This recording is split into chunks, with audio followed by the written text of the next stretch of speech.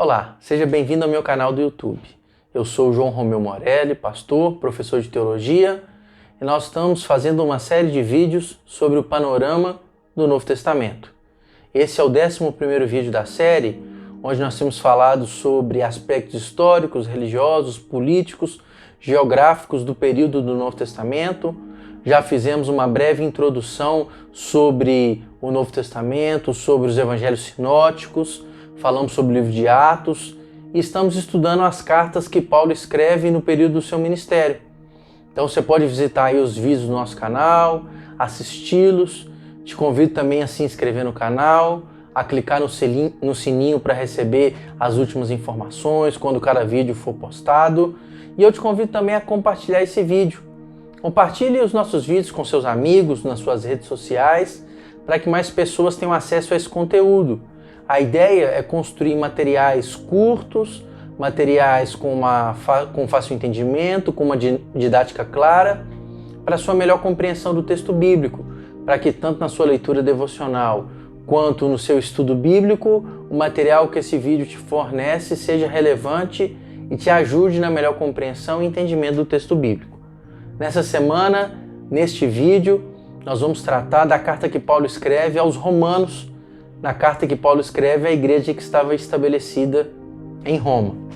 Eu quero deixar bem claro já no início desse vídeo, é que quando Paulo escreve uma carta aos Romanos, Paulo está escrevendo uma carta à maior cidade do seu tempo.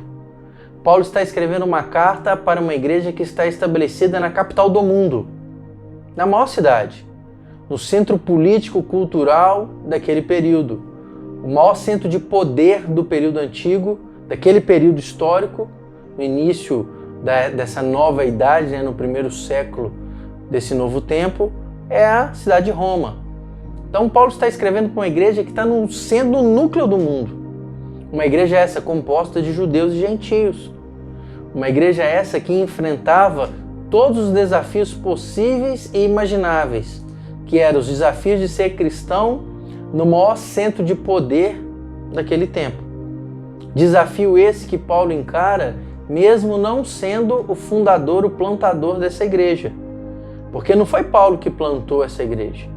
A igreja estava estabelecida antes de Paulo passar por aquela cidade. E nós sabemos que se Paulo passou muito naquela cidade, foi uma ou duas vezes já na reta final do seu ministério.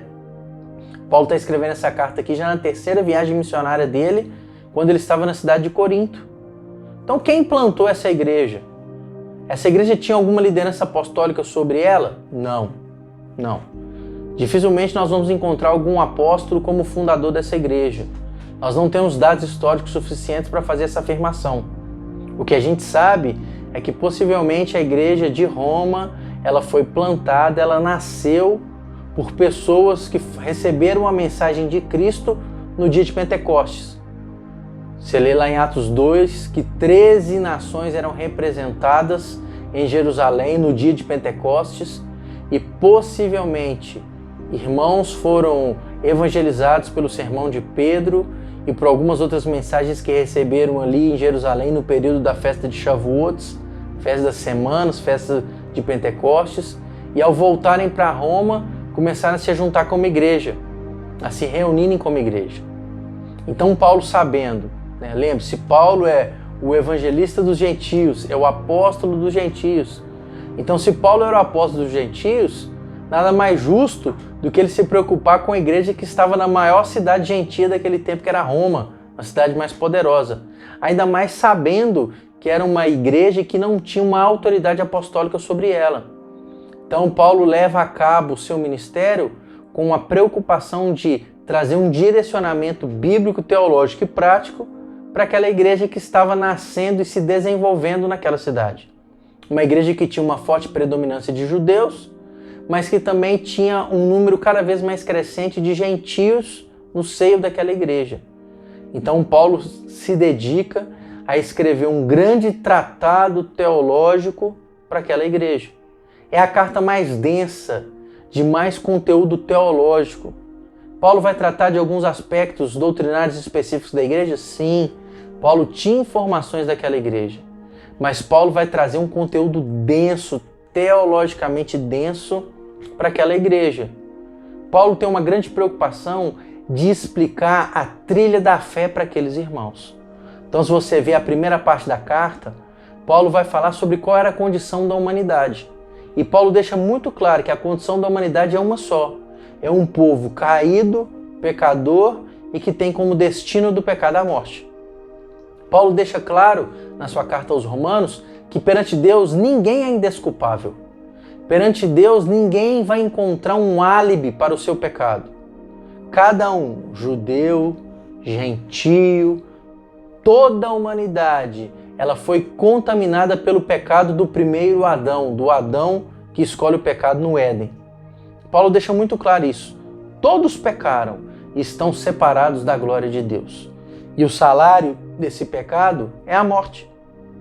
Então, Paulo, na sua construção teológica da carta aos Romanos, Paulo deixa muito claro que o ser humano, sem Cristo, ele tem um destino comum, a perdição. Um destino comum que foi inaugurado por Adão lá no Éden, mas que todo ser humano partilha dele. Todo ser humano sem Cristo tem o coração caído, inclinado ao pecado, e o seu destino final é a perdição. Mas Paulo fala que Cristo vem, o segundo Adão, para que através da sua morte e ressurreição, ele nos oferecesse uma nova vida. Nova vida essa que pode ser desfrutada pela fé. Nova vida essa que é desfrutada por um ato poderoso que Paulo chama de justificação pela fé. A justificação nada mais é do que entender o processo que Cristo faz pela sua morte e ressurreição. A partir de Adão todos pecaram. E se todos pecaram, o destino, a sentença do pecado é a morte. É isso, a sentença do pecado é a morte.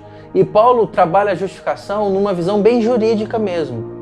Então a lógica é, todo ser humano que chega diante do tribunal de Cristo, ele tem uma sentença, a morte. Ele é condenado e a sentença é a morte.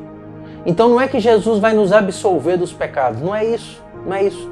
Diante de Cristo, todo ser humano é condenado. O tribunal de Cristo, a condenação é a morte. A diferença é que aquele que crê em Cristo, quem paga o preço da morte não é a pessoa, é o próprio Cristo. Então, se a sentença é a morte, Cristo morreu no nosso lugar.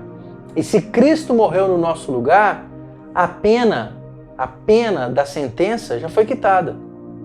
Então, em Cristo, a nossa sentença, que é a morte, já foi paga. Então, não é que somos absolvidos, somos tornados justos.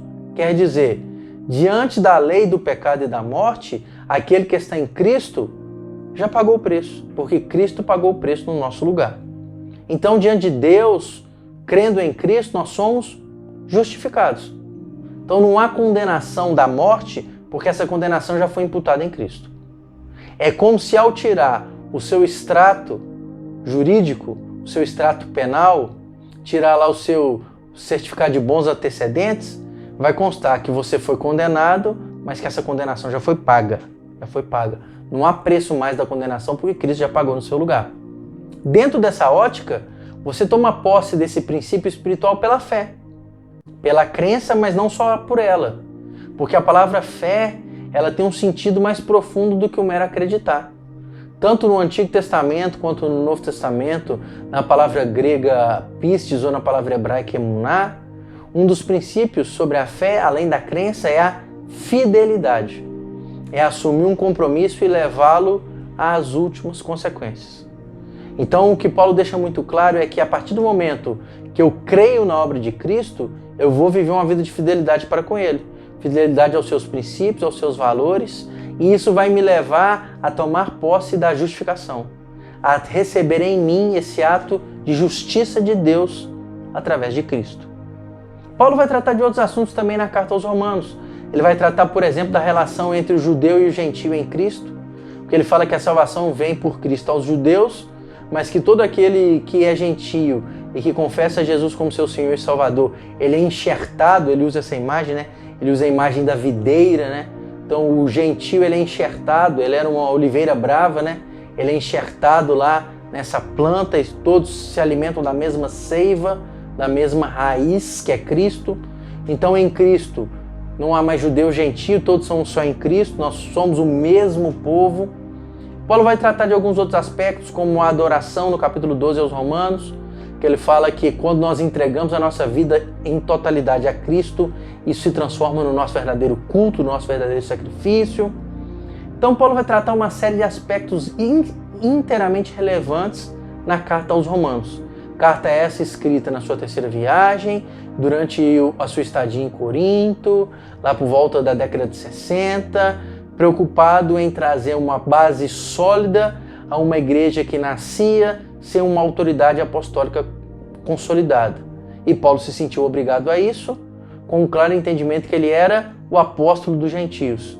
Então a igreja plantada na maior cidade gentílica do mundo, mesmo sem o dedo apostólico de plantação de Paulo, Paulo se sentia responsável pelo cuidado e o pastoreio dessa igreja.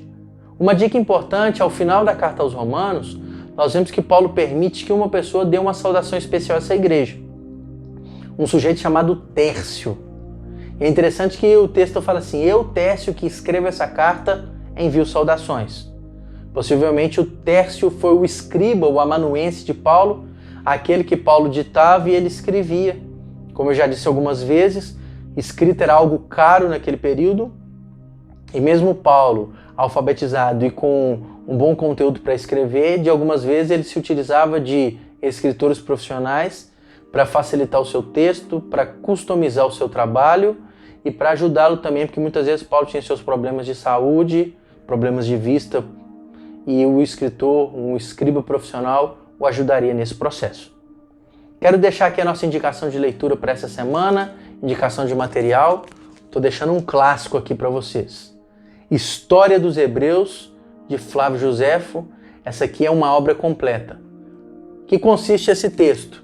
História aos Hebreus é um livro escrito por um historiador do final do primeiro século e início do segundo século, que ele reescreve a história dos judeus, desde o início da criação até a destruição do Templo de Jerusalém no ano 70. Depois da Bíblia, é um dos textos históricos mais confiáveis e relevantes sobre a história de Israel daquele período. Então é uma obra bem completa, vale a pena você ter ela aí na sua biblioteca, nos seus livros de consulta. Eu vou deixar aí na descrição do nosso vídeo um link para você adquirir esse material.